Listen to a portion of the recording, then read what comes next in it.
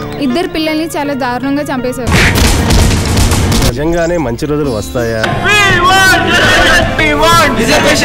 ఈ దేశం మనది. శతాబ్దాల నుండి మన జాతులంతా పీడితులుగానే మిగిలిపోతున్నాం. వాళ్ళకంటే ముందున్నామని. అవును, మేమే ముందున్నాము. బీదరికంలో మేమే ముందున్నాము. ఆకలి చావులలో ముందున్నాము. ఇంకా రైతుల ఆత్మహత్యలలో కూడా మేమే ముందున్నాం. We are almost done.